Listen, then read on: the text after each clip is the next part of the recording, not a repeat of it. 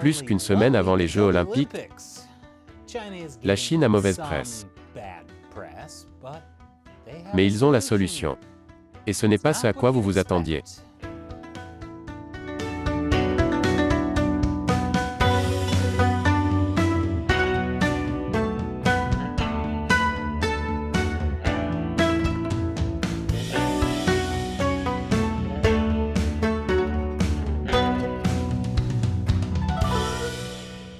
Bienvenue à Chine non censurée. Je suis Chris Chappell.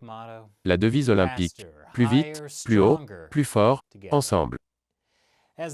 Alors que les Jeux olympiques d'hiver de Pékin doivent commencer la semaine prochaine, le Parti communiste chinois est vraiment à la hauteur de l'esprit olympique, en arrêtant plus rapidement des militants des droits de l'homme, en empilant la fausse neige encore plus haut, en renforçant leur déni du génocide, et menaçant les athlètes étrangers, ensemble.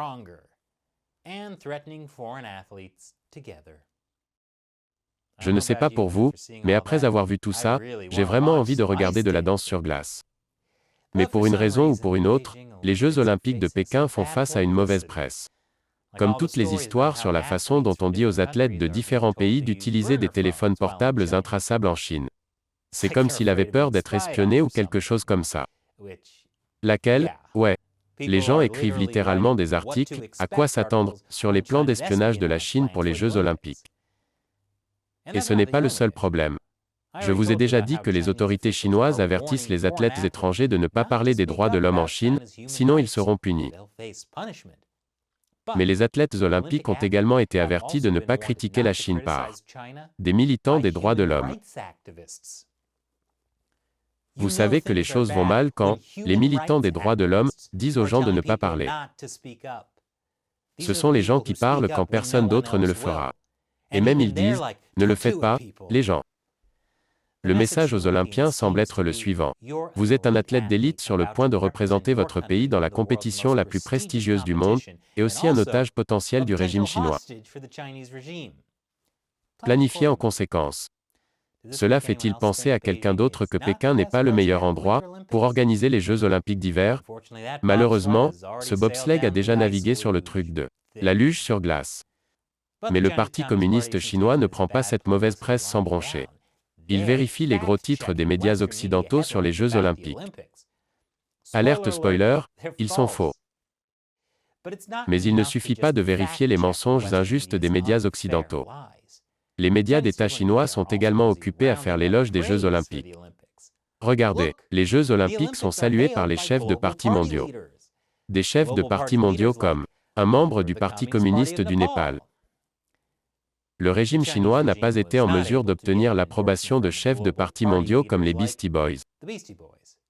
Vous vous souvenez des années 90, lorsque des célébrités tenaient tête au Parti communiste chinois? Faisons revenir cette tendance. Mais en parlant de célébrités, le Parti communiste chinois est intelligent. Ils savent qu'ils ne peuvent pas compter uniquement sur les médias d'État chinois pour faire mousser les Jeux olympiques. C'est pourquoi ils sortent la grosse artillerie, les influenceurs. J'expliquerai après la pause. Bienvenue. Influenceurs. Ils sont comme des célébrités, mais avec moins d'argent et de renommée. C'est pourquoi ils comptent sur des choses comme la vente de t-shirts pour gagner leur vie. Comme ce t-shirt célébrant les Jeux olympiques d'hiver de Pékin. Faites connaître à tout le monde la fausse neige et le vrai génocide de Pékin. Achetez votre t-shirt sur chinauncensored.tv/merchandise. Je mets le lien ci-dessous. Pendant ce temps, le Parti communiste chinois dépense 300 000 $ pour amener les influenceurs américains à partager des publications positives sur les réseaux sociaux, afin de renforcer l'image de la Chine avant les Jeux olympiques. Personnellement, je pense que cette chemise fait un excellent travail. Xi Jinping pourrait ne pas être d'accord. Une armée d'influenceurs occidentaux des médias sociaux, chacun avec des centaines de milliers d'abonnés sur TikTok, Instagram ou Twitch, est sur le point de diffuser des histoires positives sur la Chine, tout au long des Jeux olympiques d'hiver du mois prochain. Ok, une armée pourrait exagérer. Comment savons-nous que la Chine paye les influenceurs des médias sociaux? En raison de documents soumis au gouvernement américain en vertu de la loi sur l'enregistrement des agents étrangers. Ils montrent que le consulat chinois à New York a signé un contrat de $300 000 avec une société appelée VP Media pour élaborer une stratégie et exécuter une campagne de marketing d'influence faisant la promotion des Jeux olympiques et paralympiques d'hiver de Pékin. Comment? VP Media trouverait au moins 8 influenceurs avec au moins 100 000 à 500 000 abonnés sur Twitch, Instagram ou TikTok.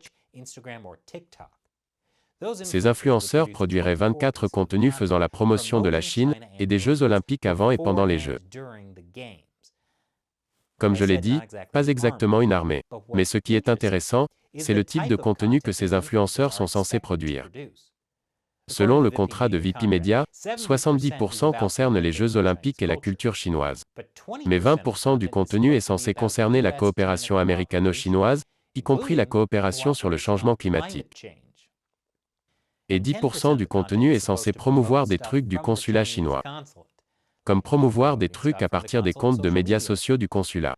Et même avoir des appels Zoom et des diffusions en direct mettant en vedette le consulat chinois et les meilleurs influenceurs. Appel Zoom avec des influenceurs et le consulat chinois. C'est une véritable énergie. Comment allez-vous, camarades enfants? Je dois être honnête, cette campagne de marketing d'influence ne semble pas très influente.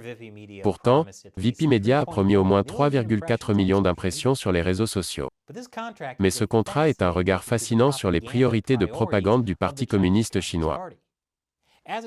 Telle qu'elle est présentée, cette campagne de marketing consiste à utiliser la puissance 12 des Jeux olympiques et de la culture chinoise pour transmettre des messages politiques de puissance forte sur les relations américano-chinoises, comme la manière dont les États-Unis doivent coopérer avec la Chine. Et il s'agit aussi d'adoucir l'image du consulat chinois, après toute cette publicité négative sur la diplomatie chinoise agressive des guerriers loups. Ce n'est pas la première fois que le Parti communiste chinois essaie d'utiliser les influenceurs occidentaux des médias sociaux pour transmettre son message. Plus après la pause. Bienvenue. J'ai fait un épisode entier sur la façon dont les autorités chinoises paient des YouTubers pour faire de la propagande. Découvrez le ci-dessous. Mais avec la poussée des médias sociaux du parti pour les Jeux olympiques, il paie une société de conseil tierce, VP Media. VP Media est ce type, Vip Jaswal. C'est un ancien cadre de Fox News, et il se décrit comme, entre autres, un ancien négociateur d'otages. Parfait pour travailler avec le Parti communiste chinois. J'ai été impressionné par la façon dont il a écrit qu'il était enregistré auprès du ministère de la Justice des États-Unis pour faire des affaires avec des nations souveraines. C'est en effet quelque chose que vous devez faire si vous voulez faire affaire légalement avec des gouvernements étrangers. Vous devez vous inscrire en tant qu'agent étranger. Mais Jaswal parvient à donner l'impression qu'il a reçu une sorte de reconnaissance distinguée. C'est du marketing. Lorsque le Guardian a interrogé Jaswal sur son contrat avec le consulat chinois, Jaswal a dit oui, il était au courant des controverses au Xinjiang et à Hong Kong, mais a affirmé qu'il essayait simplement de mettre en évidence l'intégrité et la dignité des Jeux olympiques. Et Jaswal affirme avoir reçu jusqu'à 50 présentations d'influenceurs qui souhaitent s'impliquer, y compris d'anciens Olympiens. Jaswal n'est pas étranger à travailler avec des responsables chinois. En 2018, il a été conférencier principal au sommet mondial des médias de la CGTN. Il a également été interviewé par CGTN à plusieurs reprises. Il n'est donc pas surprenant que Jaswal mène cette campagne de marketing pour le consulat chinois. Comme je l'ai dit plus tôt, cela ne semble pas être très influent. Mais d'une certaine manière, les responsables chinois pourraient ne pas s'en soucier. 300 000 $, c'est une goutte d'eau dans l'océan, par rapport aux dizaines de millions de dollars que le régime chinois dépense chaque année en propagande étrangère. La majeure partie de cet argent va aux succursales américaines de leurs médias publics, comme CGTN et China Daily.